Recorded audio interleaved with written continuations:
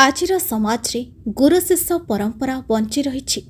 अनेक समय किसी चरित्रहीन गुरुंक पई गुरु शिष्य परंपरा रे कलंक लागुथिबा बेले समाज रे एमिति गुरु अछंती जहाकु नि छात्र छात्री शिक्षादान करुथिबा अंचलवासी खूब गर्व अनुभव करती।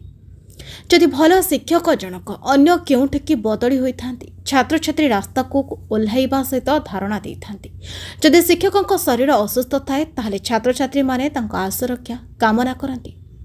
हाँ दर्शक बंधु, आमे आज आपणक आगे एमिति जने शिक्षकों को देखाइबु जहाकु नि आपण बेस खुशी अनुभव करिवे।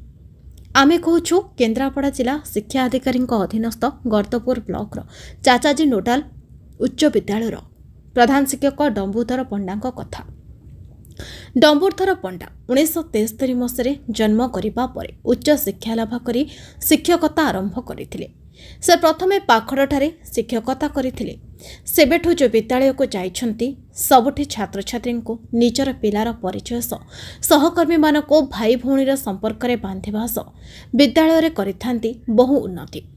एमिति कि प्रत्येक विद्यालय छाड़ी जाइथांती असुमारी स्मृति। डम्बुधर पंडा जड़े आदर्श शिक्षक अत्यंत मेलापी और मिष्टभाषी व्यक्ति थे। निकटरे चलित मास 1 तारिख दिन सोमवार दिन तांकर हठात देहांत होइथिला। जो खबर बिजुली बेकरे प्रचारित हेबा परे सारा गर्दपुर ब्लॉक शिक्षा विभाग सह स्थानीय अंचल में खेली जाइथिला दुखर कला बादल। डम्बुधर पंडा शेष जीवन में निज रामचंद्रपुर पंचायत कौड़िया पर चाचाजी नोडाल उच्च प्राथमिक विद्यालय प्रधान शिक्षक भाव में दायित्व निर्वाह करुथिले।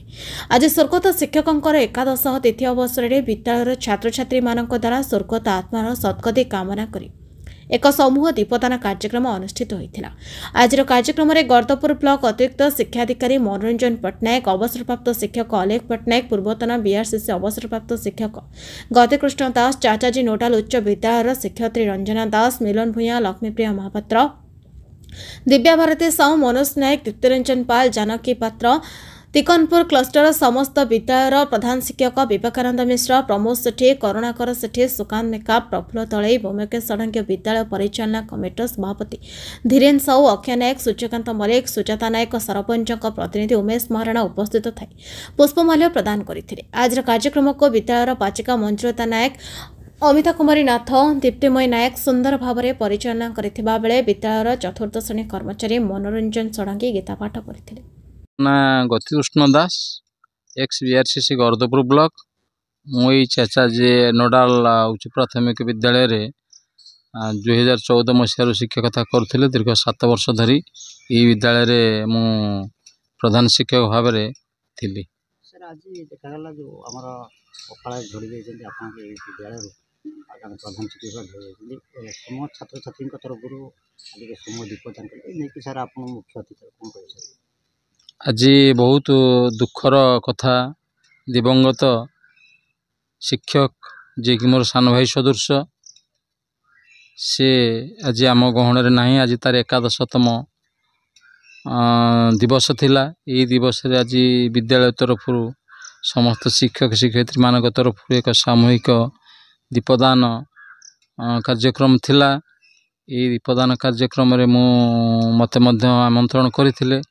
बड़ दुखर सहित इच्छा थाउ न थाउ आसिकिना से दिवंगत नेतांकर आत्मार सद्गति निमंते एठी नीरव प्रार्थना एवं पुष्पगुच्छ प्रदान तत्सहित सामूहिक दीपदान कार्यक्रम आयोजित करा जायथिला। पिला मानक मध्य मिठेई किछि बंटा जायथिला। से नेतांकर जी डम्बुधर पंडा जी आज आम गहण नाहांती जड़े उच्च शिक्षित एवं मुख्यमंत्री शिक्षा पुरस्कार प्राप्त शिक्षक एवं जहाँकर नाम गर्दपुर ब्लॉक रे भल भाव समस्त शिक्षक निकट जड़े अमायिक व्यक्ति मधुर व्यक्ति भाव जे परिचित एवं समस्त को भल पाउथिबा एवं समस्त तांको भल पाउथिबा व्यक्तित्व होचन से डम्बुधर पंडा जी कि आज ये स्कूल को एते बाटे नहीं थोइचंती। शिक्षा पुरस्कार पाइची, विद्यालय पाइची, से पाइचंती। तेणु याठर गर्व गौरव कथा किछि नाही। से महाशय तो प्रथमे सर्विस आरंभ करथिले तांकर पाखड़ स्कूल से प्रथम शिक्षकता करी तापर विभिन्न स्कूल रे से शिक्षकता कर सारी शेष लेवल 3 पोस्ट आसिक चाचाजी नोडाल उच्च प्राथमिक विद्यालय रे नियोजित होते। से महान ବ୍ୟକ୍ତିତ୍ୱ ଯାହାକୁ ଆମେ ପାଇବୁ ନାହିଁ, ଆଉ କେବେ ବି ପାଇବୁ ନାହିଁ।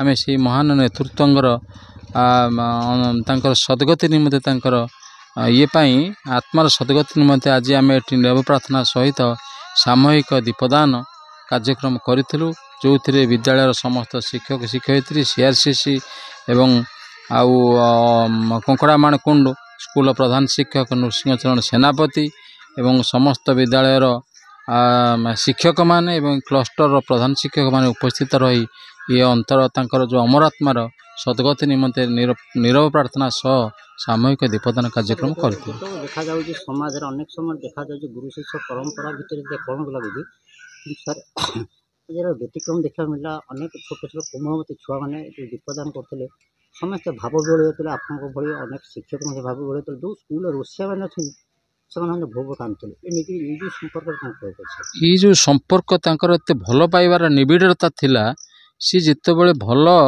ତାଙ୍କୁ ସମସ୍ତେ ବ୍ଲକରେ ଭଲ ପାଆନ୍ତି ଏବଂ ଏ ସ୍କୁଲର ଶିକ୍ଷକ ଏବଂ ଛାତ୍ରଛାତ୍ରୀ ମଧ୍ୟରେ ସେଇ ଭାବ ଆଜି ଆମେ ଅନୁଭବ କଲୁ। ଆମ ଆଖିରୁ ବି ଠକ୍ ଠକ୍ ହେଇ ଲୁହ ଗଡ଼ି ପଡ଼ିଲା, ଯିଏକି ଆମ ବ୍ଲକରେ ବିରଳ, ଯିଏ ଅନ୍ଦି ଚେୟାରରେ ଯିଏ ମୃତ୍ୟୁବରଣ କରିଛନ୍ତି ସେ ଆଉ କେହି ନୁହନ୍ତି, ଆମର ଦିବଙ୍ଗତ ଶିକ୍ଷକ ଡମ୍ବରଧର ପଣ୍ଡା, ଯାହାଙ୍କ ଉଦ୍ଦେଶ୍ୟରେ ଆଜି ଗୋଡ଼ି ବାଲି ମାଟି ଶିକ୍ଷକ ଏବଂ ଛାତ୍ରଛାତ୍ରୀମାନଙ୍କ ଆଖିରୁ ଆଜି ଧାର ଧାର ହେଇ ଲୁହ ବୋହି ଯାଉଥିଲା। ଯାହା ଆପଣମାନେ ଅନୁଭବ କରିଛନ୍ତି, ଆମେ ମଧ୍ୟ ସେ ଅନୁଭବ କରୁଛୁ ଏବଂ ଦୁଃଖର ସହିତ ଆମେ ତାକୁ ମଧ୍ୟ ସମ୍ମାନ ଜଣାଉଛୁ ଯେ ଏଇଭଳି ନେତା ଆମ ବ୍ଲକରୁ ହଜିଗଲେନି, ଯେ ଆମେ ଗୋଟିଏ ଉଜ୍ଜ୍ୱଳ ତାରକାକୁ ଆମ ବ୍ଲକରୁ ଏଠି ହରେଇଲୁ। କେନ୍ଦ୍ରାପଡ଼ାର ଦୀପ୍ତିରଞ୍ଜନ ମହାନ୍ତିଙ୍କ ରିପୋର୍ଟ, ନ୍ୟାୟବତୀ ଟିଭି।